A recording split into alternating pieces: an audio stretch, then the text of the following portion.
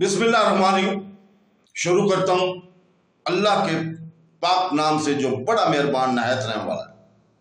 دیکھتی آنکھوں اور سنتے کانوں کو السلام علیکم بہنوں بھائیوں دوستوں اور بزرگوں، آج کی ہم اس اسلامی جنگجو رہنماؤں کی روشن خیالی ویڈیوز میں ہم اسلام کے پھیلاؤ اور قیام میں محمد بن قاسم نمایاں خدمات کا جائزہ لیتے ہیں۔ ہم ان کی عسکری مہمات اور انتظامی حکمت عملیوں کے بیان کر رہے ہیں۔ ہم اس بات پر روشنی ڈالتے ہیں کہ کس طرح ان کی قیادت نے نہ صرف اسلامی سلطنت کو وسعت دی بلکہ اسلام کے جھنڈے تلے متنوع ثقافتوں کے انضمام میں بھی سہولت فراہم کی۔ براہ کرم ہمارے ساتھ رہیں اور ویڈیو کو پورا دیکھیں اور اپنے دوستوں رشتہ داروں کو بھی شیئر کریں اگر آپ کو اچھی لگے، تاکہ وہ بھی ان حالات سے مستفید ہو سکیں۔ تو دوستو، لین پول لکھتے ہیں کہ ایک اصول کے طور پر مسلم حکومت ایک ہی وقت میں روادار اور اقتصادی تھی۔ اسلام قبول کرنے پر جزیہ کی وصولی کو ترجیح دینا ایک بڑا معاشی محرک تھا۔ ہندوؤں اور بدھ مت کے ماننے والوں کو ذمہ کے طور پر درجہ بندی کیا گیا تھا۔ ان مسلمانوں کی طرف سے ادا کی جانے والی زکوٰۃ کی بجائے لازمی جزیہ ادا کرنا پڑتا تھا۔ زکوٰۃ کی ادائیگی کے بدلے جزیہ سے استثنا دے کر اسلام قبول کرنے والے بہت کم لوگوں کے ساتھ متضاد ترجیحی سلوک کیا گیا۔ محمد بن قاسم نے زرعی پیداوار کا 10% زکوٰۃ مقرر کیا۔ لازمی جزیہ ادا کرنا ہوگا۔ البرونی کی داستان میں منان احمد آصف کے مطابق، جو کہ جنوبی اور جنوب مشرق ایشیا میں اسلام کے ایک مورخ ہیں، محمد بن قاسم نے سب سے پہلے ممنوع گائے کو مارنا، گائے کو ذبح کرنا اور سر عام مٹی ڈال کر مشرکین پر اسلام کے برتری کا دعویٰ کیا۔ بدھ گائے کا گوشت بطور نذرانہ دینا، مندر کو عبادت گاہ کے طور پر جاری رکھنے کی اجازت دینے سے پہلے سیکولر گورنروں کی نگرانی کے لیے ایک مذہبی اسلامی دفتر صدور و اسلام الافات بنایا گیا تھا۔ مقامی مورثی اشرافیہ کو رانا کے لقب سے دوبارہ مقرر کیا گیا۔ یونان فرینڈ مین کے مطابق محمد بن قاسم نے برہمنا آباد کے برہمنوں کو اچھے لوگ قرار دیا۔ جب مذہب تبدیل ہوا تو سندھ کے مسلمانوں کو زیر قبضہ علاقوں کی سماجی حرکیات کے پیش نظر اسلام کا پھیلاؤ سست تھا اور اس میں صدیوں کا عرصہ لگا۔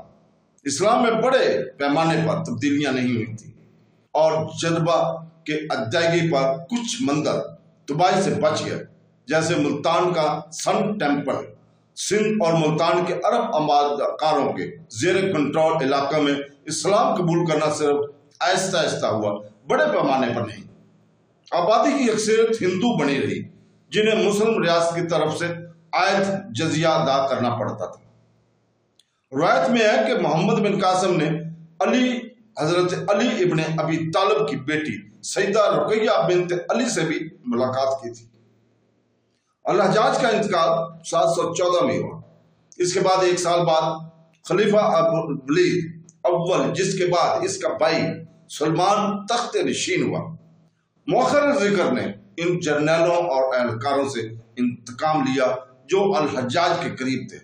سلمان کو الحجاج کے مخالفین کی سیاسی حمایت حاصل تھی اور اسی لیے انہوں نے حجاج کے دونوں کامیاب جرنیلوں قتیبہ بن مسلم فاتح ٹرانسکسینیا وسطی ایشیا اور محمد بن قاسم کو یاد کیا۔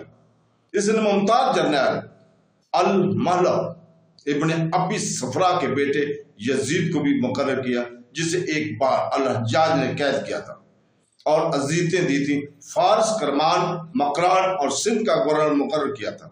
اس نے فوراً محمد کو زنجیروں میں جکڑ کر محمد بن قاسم کا انتقال 18 جولائی 715 کو موصول ہوا۔ موصل میں ہوا تھا، جو کہ موجودہ عراق کا ایک حصہ ہے۔ بعض رائے کا کہنا ہے کہ ان کی لاش کو بلوچستان کے مکران میں بنگول نیشنل پارک میں منتقل کیا گیا، جو کہ جدید دور کے پاکستان کا حصہ ہے۔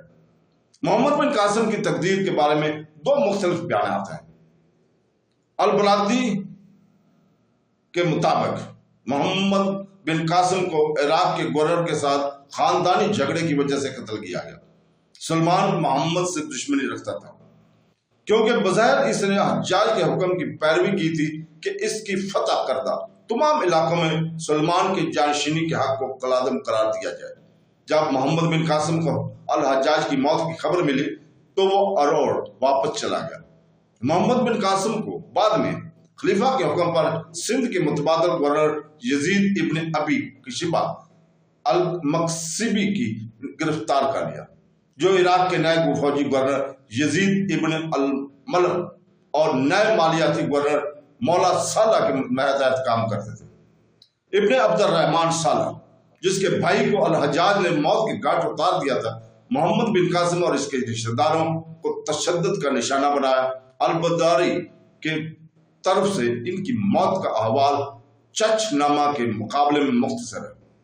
چچ نامہ ایک کہانی بیان کرتا ہے جس میں محمد بن قاسم کی موت دہر سوریا دیوی اور پرملل دیوی کی بیٹوں سے منسوب ہے، جنہیں مہم کے دوران اسیر کر لیا گیا تھا۔